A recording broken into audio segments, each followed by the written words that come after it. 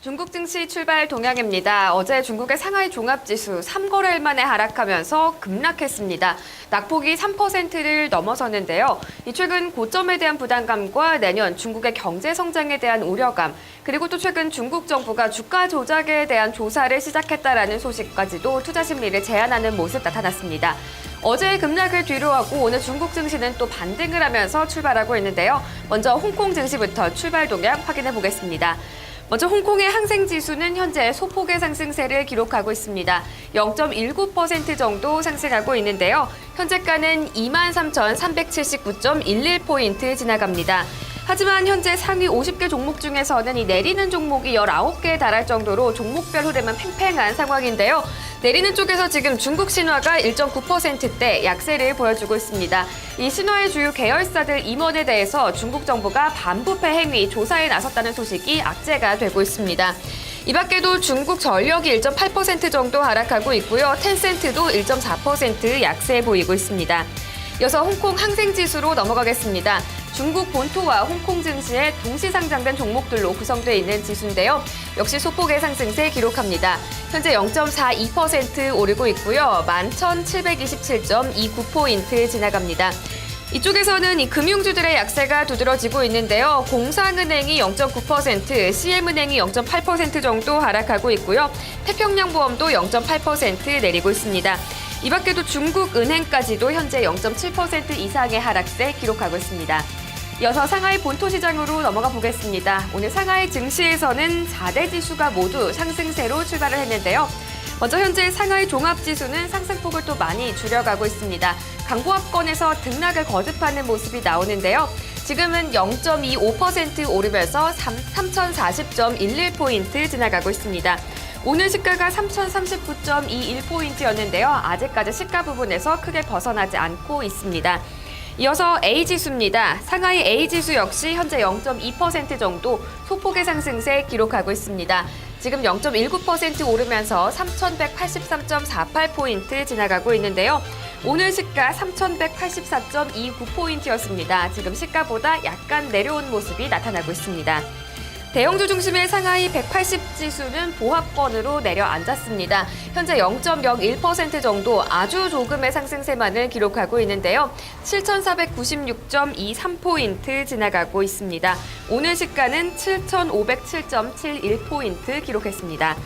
마지막으로 중형주 중심의 상하이 380지수까지 보겠습니다. 오늘 중형주들이 시장 대비 강한 모습을 보여주고 있는데요. 0.81% 상승하면서 4,774.85포인트 부근 지나갑니다. 오늘 시가 4,747포인트를 훌쩍 넘어서는 모습 나타나고 있습니다. 이어서 오늘 아침 확인해볼 만한 주요 아시아 외신들까지 점검을 해보도록 하겠습니다.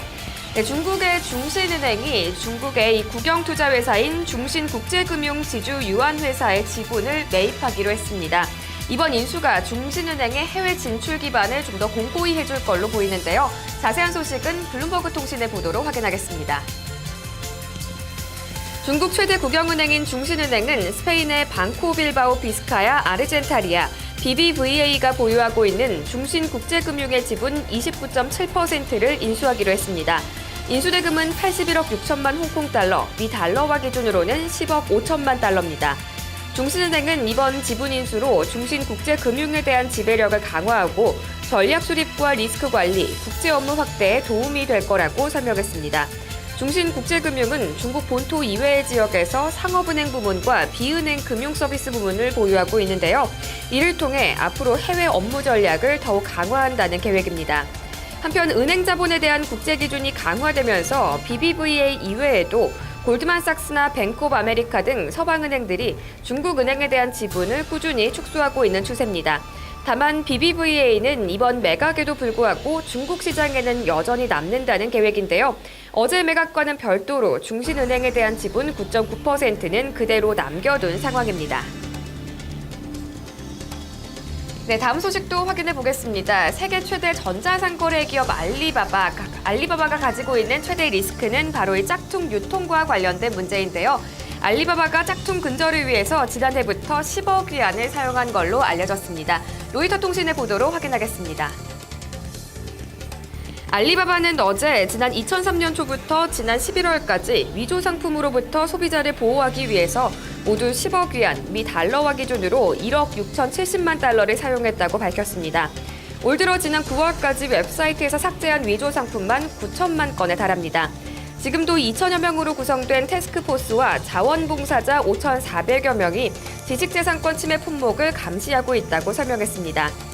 몇 년 전까지만 해도 미국의 지적재산권 블랙리스트에 올랐던 알리바바는 지난 9월 뉴욕 증시 상장을 준비하면서 위조품과의 전쟁을 본격화했는데요.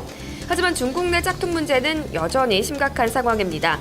지난 11월 11일 싱글데이에 판매된 상품의 10% 이상이 위조품이었던 걸로 알려졌습니다. 한편 최근 미국 시장에서 알리바바의 주가는 약세를 보이고 있는데요. 초기 투자자들에 대한 보호 예수 기간이 만료되면서 물량 부담이 커지고 있는 걸로 보입니다. 어제 뉴욕 증시에서도 알리바바의 주가는 거의 3% 가까이 하락했고요. 월간 추세도 상장 이후 처음으로 하락세를 기록하게 됐습니다. 네, 아시아 외신도 두 가지 살펴봤는데요. 지금까지 중국 증시 출발 동향이었습니다.